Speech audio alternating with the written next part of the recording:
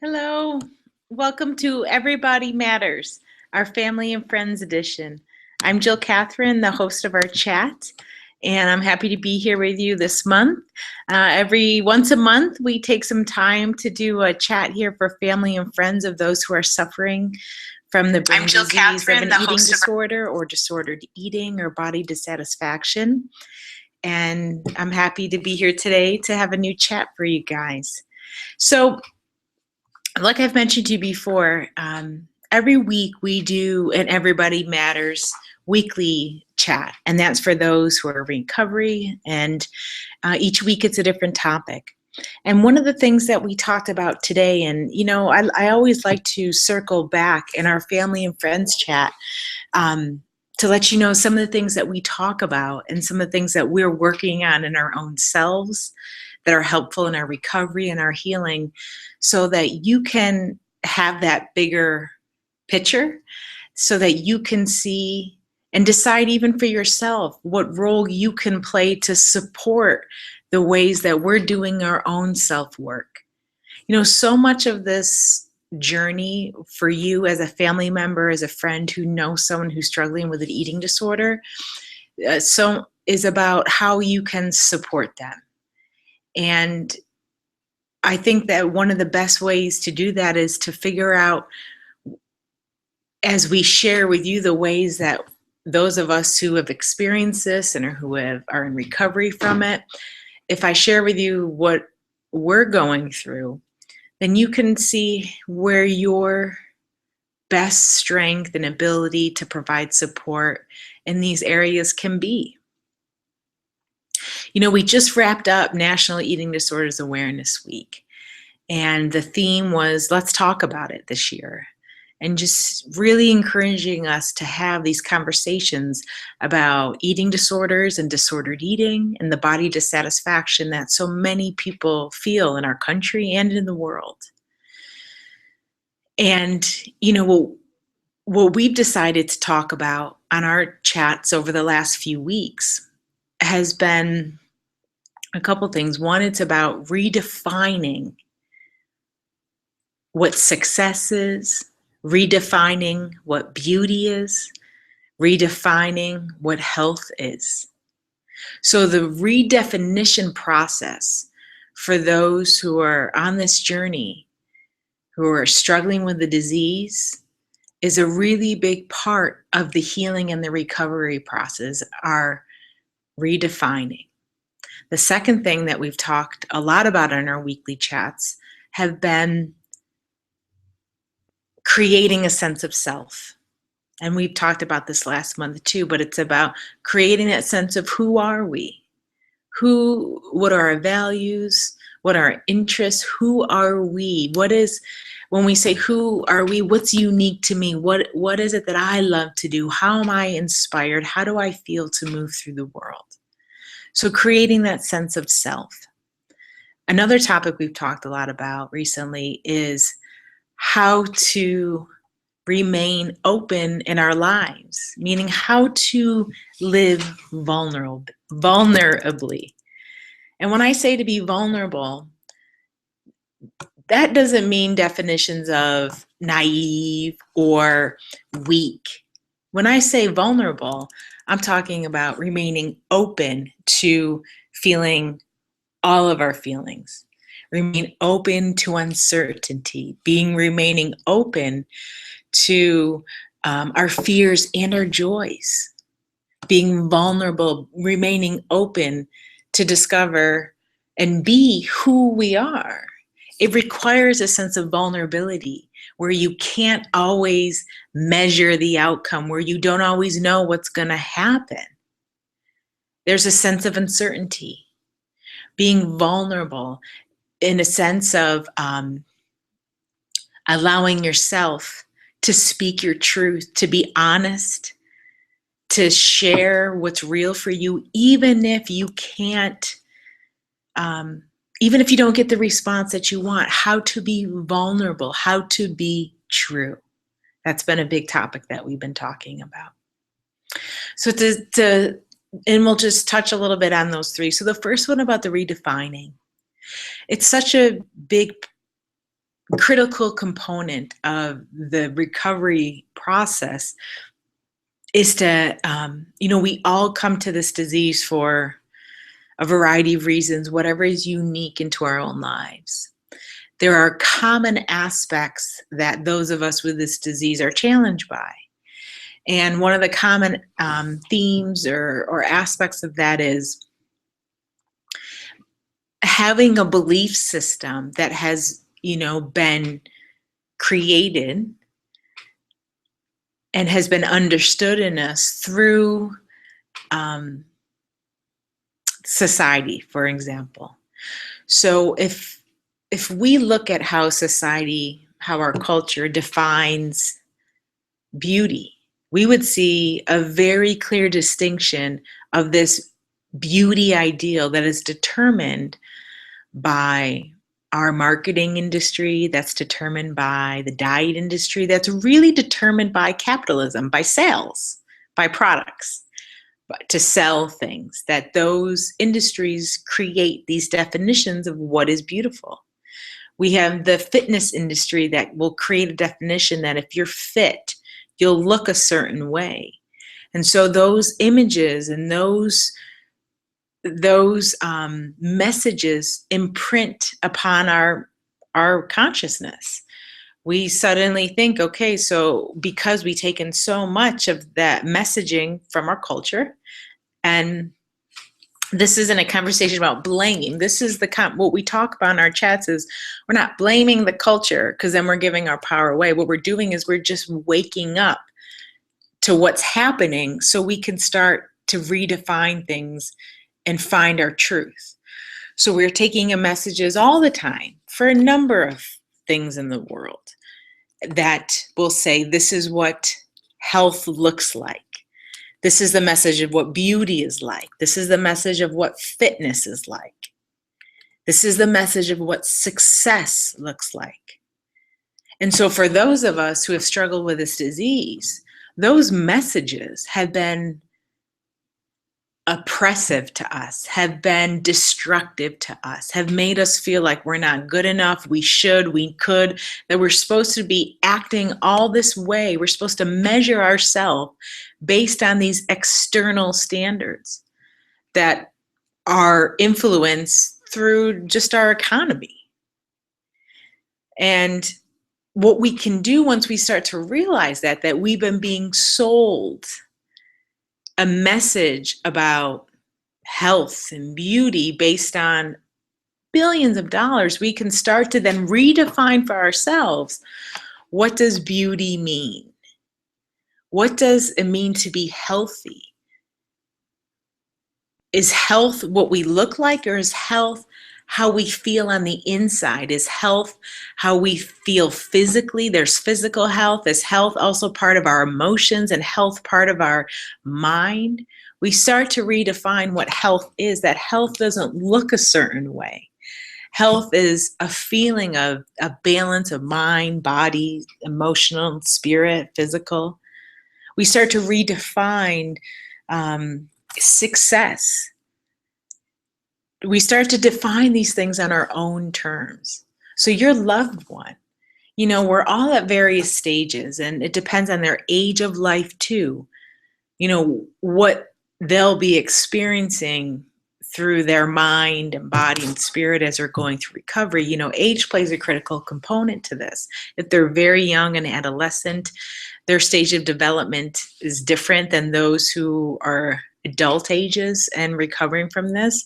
And the need to redefine is still relevant no matter what age your loved one is.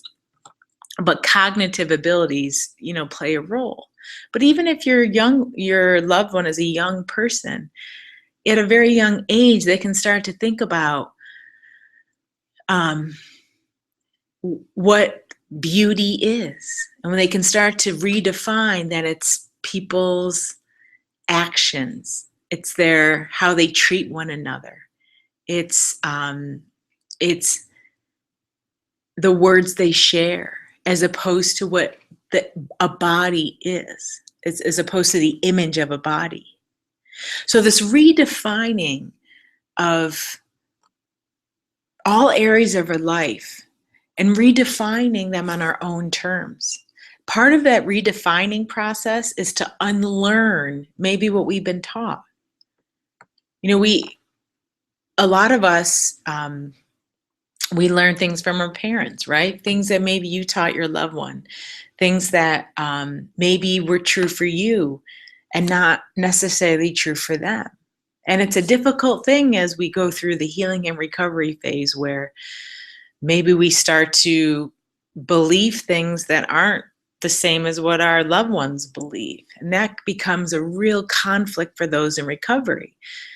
And I'm experiencing some of that now with some people on our chats where they're starting to realize for them, their belief of a certain thing looks differently than their loved one. And that becomes hard to how to keep that relationship intact. There's no right answer to these things. It's just about having a sense of awareness and a sense of grace and space for your loved one to realize that we're going through processes of self-discovery, and it's not personal to anyone else. It's about them discovering who they are so they can be living their truth. And if their truth maybe conflicts with your truth, it doesn't mean one is wrong or the other.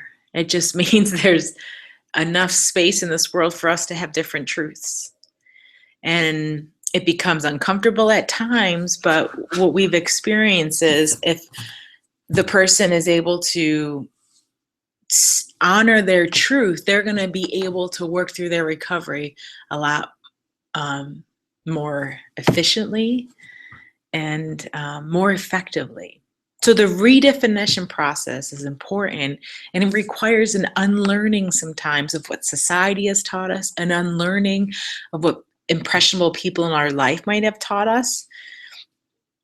And it's not about blame or shaming those who taught us things that aren't true for us. It's about the rediscovery process for us. So we have a sense of self, and so we're not feeling oppressed by the definitions of the world. We're deciding what the definitions are. So our sense of self is moving out into the world as opposed to feeling oppressed by the world and burdened by the world, that we have to live up to all these standards that don't make sense for us. So it's a really important and very healing process, the redefinition process. The second one we're talking a lot about, like I said, is that the discovery of self is realizing not only what do I believe, and also what am I called to? What do I like to do? Who am I? Meaning what feels like my true expression? How do I want to be in the world? How do I want to give back?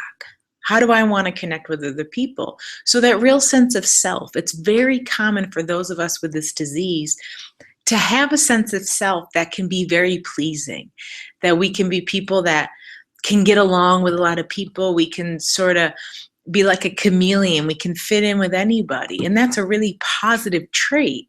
But it also could be a trait where we lose our sense of self because we can just be pleasing to everybody and not really have a sense of what's true for us. And that connects with the redefinition process. And the other part of it is about how do we remain vulnerable? And that's so important for us because Brene Brown, who's a researcher in the world, has done some great groundbreaking work these last, 5 years that have been really more well known by us, the world, beyond academia. And one of the things that her research says is that she studies shame. And in the research, it says where she worked with people and discovered, people who were living with their whole heart. They were feeling a sense of fulfillment in their life. And so she really looked through and studied and thousands of people and figured out what data exists. how is that to be, from a research standpoint? And what she discovered through that is that, you cannot selectively numb your emotions. You can't choose not to feel anger and sadness and grief, but also want to feel happiness and joy and love. You can't selectively numb your emotions. That's a really powerful statement for those of us who are going through that healing process, because our emotional body, our emotional self, is very uncomfortable for us. That's the area that we're challenged by most, is how to manage our emotions, how to be in relationship to our emotions, how not to numb them and shut them down. Such a part of the disorder and the disease is about not wanting to feel. It's a numbification. And we certainly don't want to feel all those painful feelings. The problem is, when you shut that down, it also prevents you from feeling the joy and the love and the passion and the purpose. So what we talk about in our chats is how to keep it ourselves open and be vulnerable, so we're able to find ways to feel and deal with that discomfort of fear, of worry, of anger, of sadness, because we want to allow ourselves to also feel the joy, the love, the passion, the purpose.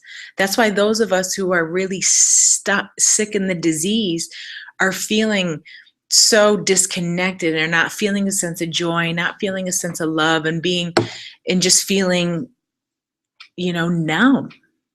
It's because we're pushing away those painful feelings, which are also pushing away those positive feelings. So we talk about how do we stay open to those difficult feelings. We talk about self-care tools, how we're able to be with those difficult emotions, so we can also allow ourselves to feel those beautiful emotions too. And so we start to learn an appreciation of what it means to be vulnerable, remaining open to our lives and not fearing the emotion, but finding a way to be with it and without self-harming. And it's a process and it takes time, and there's not an easy answer to that. That's why it's a topic in our weekly conversations that we bring up often, and we work through and we explore and we discover.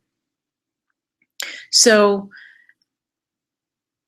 as a person who has a loved one struggling with this, I wanted to always let you know our perspective from a broad stance. Of course, your loved one is unique and their story is specific to them, but broadly speaking, this month is to think about how we're going through a process of redefining success, beauty, health, love, career.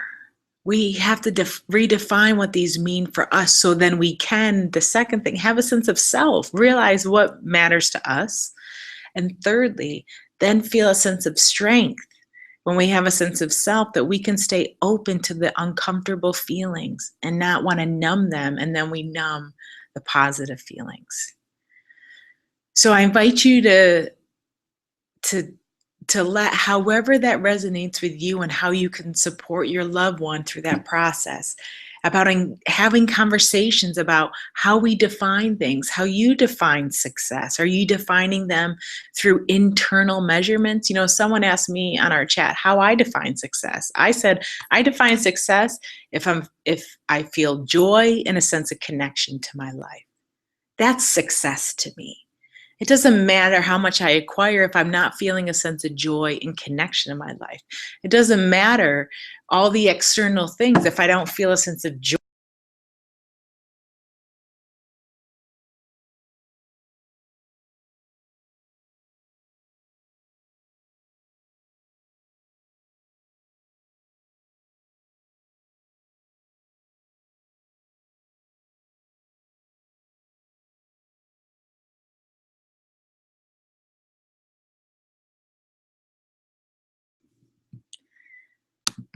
So we just had a little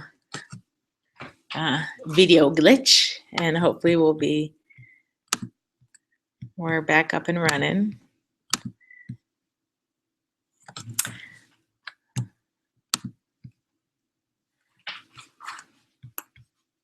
So just waiting for this to connect with us. I'm getting, sometimes our technology is smooth sailing and other times it has a little funny face, huh?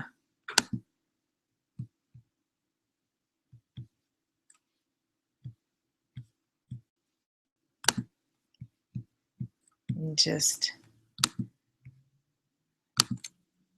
checking in, making sure hopefully we're up and running here. And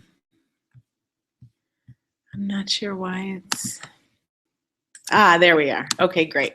Okay, so we're coming to a close here. And thinking about how you can support your loved one through their self-discovery like we've talked about in our chat before. And thirdly, thinking of how you can support your loved one and their willingness to try and stay open to the discomfort and the uncomfortable feelings, sharing maybe tips and tricks of self-care that you've been able to do and how you've been able to manage through fears and worries and concerns. Being vulnerable yourself will help them to learn the benefits of vulnerability. So thank you for tuning in this month, and we will see you on the second week of next month for our family and friends chat. Thanks so much.